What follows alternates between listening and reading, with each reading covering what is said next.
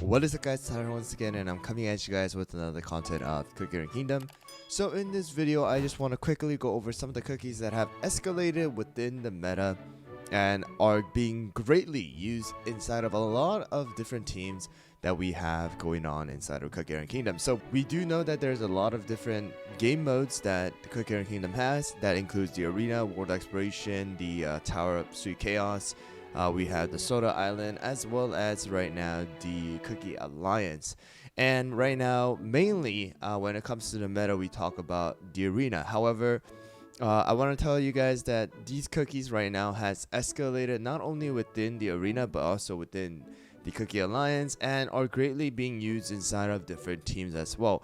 And starting off the list is going to be our newest cookie that has received a buff, and that is going to be Pomegranate. So Pomegranate cookie, if you guys remember, was greatly used inside of first 2 seasons of the game, or first, I believe, 2 to 3 seasons. Because of the fact that Pomegranate was the only attack buffer as well as one of the most unique supports inside of the game back then. She was greatly used inside of a lot of the teams. She was not only used in the Arena, but she was used inside of World Exploration as well as inside of the guild battle because of her attack buff.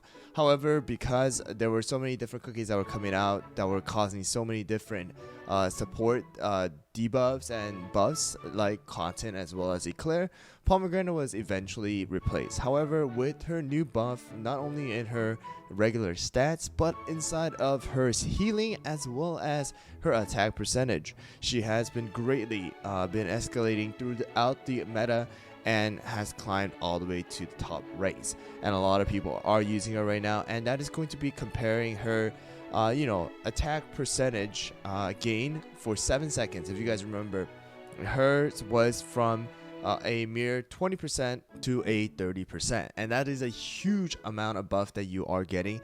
And if you compare her attack percentage to the scroll, right? Scroll is 59.7%. That is about 60% of extra attack. However, hers is 30%. That is almost extra half of a scroll. Alright, so it is a significant amount of extra damage that you're able to do on top of having someone like Eclair. If you have Eclair, then you're doing a ton more damage, and that's the reason why Pomegranate has been greatly been used throughout the meta, especially inside of the Arena currently right now. And she is having a comeback within Cookie Alliance and other teams inside of World Exploration, and I believe some people are still using her inside of the Guild Boss battle as well. Okay, so that's gonna be our first cookie that has greatly escalated throughout within the meta. And then the next cookie is gonna be right beside her, and that is going to be Herb cookie. So if you guys remember, Herb was the best healer and the only healer really that people used when the game first came out. Of course, if you guys are new to the game, then you guys did not see the the era when Herb was the only meta healer that you can use. However, with the introduction of Pure Vanilla Cookie, Herb did not have the amount of healing as well as the viability that Pure Vanilla had, with all the burst heal as well as his shield that he was able to provide. However, with the introduction of Caramel Arrow as well as so many different debuffs right now, like Dark Cacao as well as Eclair, Herb has been used greatly within, especially in the Arena. So if you guys remember, Herb is the one of the cookies that has this unique skill called Purify, which is going to remove all debuff effects on your cookies. And that is the reason why when you use Herb, you do not need to use the Monocle, because if you guys remember, Monocle is greatly used to counter Eclairs and all of the all the debuffs that were caused previously. However, with Caramel Arrow, it just added too much, right? And that's the reason why with Herb, you're now able to heal as well as purify, and you can replace the Monocle with a different treasure. Alright, that's the reason why Herb cookie is being greatly used inside of their meta and has escalated all the way to the top once again. So third cookie that I want to talk about is going to be Madeline cookie. So Madeline cookie has been used a couple seasons back with the speed comp, and the speed comp was greatly used for a good amount of time. However, with the introduction of different cookies like Eclair and Content, the speed comp was just not that great, all right, especially when there was a team like double healers.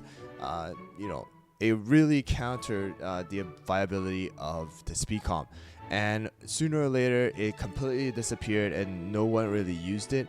And I made a couple videos, you know, when it was actually within the meta, but with the introduction of Caramel Arrow, Madeline Cookie alone has made a comeback. Of course, you can still use Madeline Cookie with someone like Mint Choco as well as Lilac. It's not necessarily the only option anymore. You can actually use Madeline Cookie with just the Enchanted Robe treasures alongside Caramel Arrow. If you guys remember watching my speedcom video, then you guys will see that Madeline Cookie is viable without having to use Mint Choco as well as Lilac.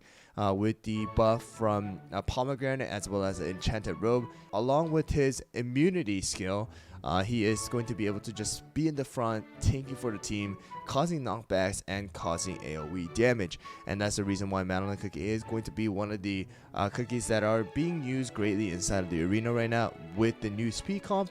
And even inside of the Cookie Alliance, speed comp is still one of the teams that you guys are still using. So Madeline Cookie is going to be one of the cookies that you're going to be seeing a lot more, and will be escalating inside of the meta for this season with the introduction of Caramel Arrow. Of course, with the new cookie coming out, Cherry Blossom, and a lot of people are saying that she might be a tank with a very unique skill. We'll just have to see how long this speed comp is going to last, whether it's going to last as long as it did before or it will disappear right after.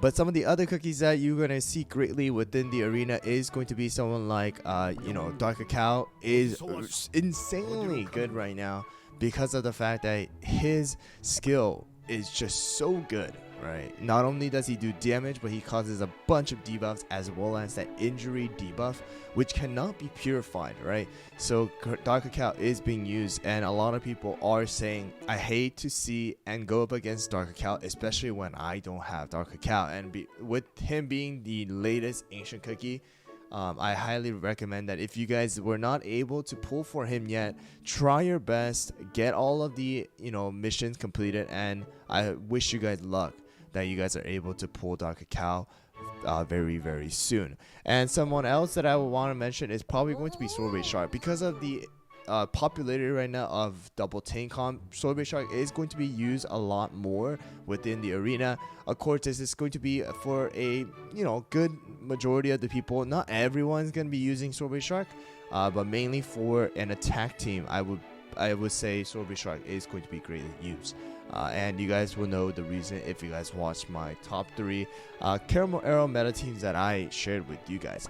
But anyways, guys, that's gonna be it for this video. Just wanted to quickly share with you guys some of the cookies that are being used a lot inside of the meta, and just wanted to share you guys why they're being used and why they're so important to have right now for the current meta season. Anyways, guys, I hope you guys found the video helpful. If you guys did, don't forget to hit that subscribe button as well as the like button, and also don't forget to hit that notification bell so that you guys won't miss out on any future Cooking Kingdom videos as well as live streams that I do on YouTube. And also just wanted to let you guys know, if you guys did watch all the way to the end and you guys do want to support me at a different channel, you guys can also visit my vlog slash kind of a eating food channel, which is going to be called Unordinary Korean, and you guys can find the link to that channel down in the description below. Trying to reach 1,000 subscribers, super close, so it'll be awesome if you guys can help me reach that goal. Anyways, guys, thanks for watching once again, and I'll see you guys all on the next one.